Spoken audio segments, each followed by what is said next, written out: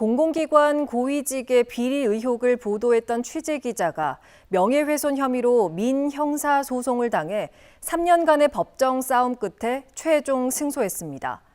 대법원은 악의적인 공격이나 비방을 위해 보도했다 볼 수 없고 공공의 사안을 표현하는 언론 자유를 제한하기 어렵다고 판결했습니다.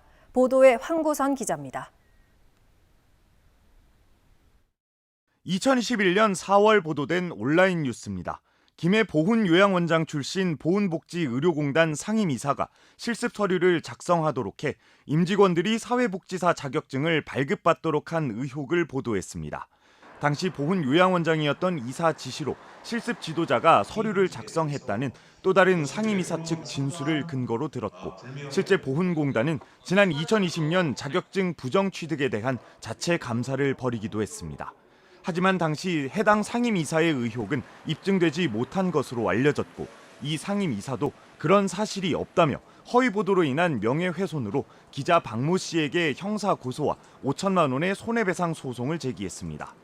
이를 수사한 경찰은 일부 간부가 실제 징계를 받아 허위 보도로 보기 어렵다며 무혐의 처리했고, 검찰도 사건을 종결했습니다.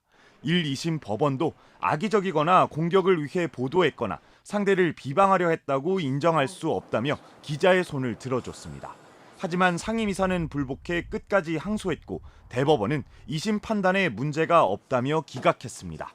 중요 부분이 객관적 사실과 합치되면 진실과 조금 차이가 나거나 과장돼도 진실한 사실로 볼 수 있고, 공공, 사회적인 사안을 표현할 땐 언론 자유 제한이 완화돼야 한다고 덧붙였습니다. 3심까지 민형사 모두를 이겼지만 기자에겐 1,000만 원이 넘는 변호사 선임료와 취재 위축이란 트라우마가 남았습니다.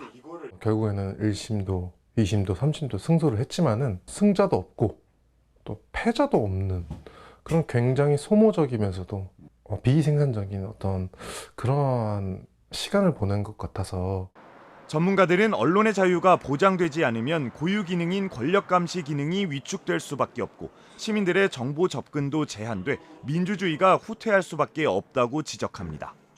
모든 문제를 다 법으로 사법기관으로 간다는 것은 저는 바람직하지 않다고 보고요. 해결이 되지 않을 경우는 언론중재위원회 같은 그런 역할을 통해서 문제들을 해결할 수 있도록 접근하는 것이 좋지 않을까.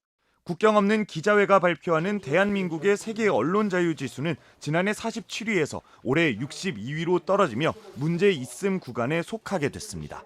MBC 뉴스 황구선입니다.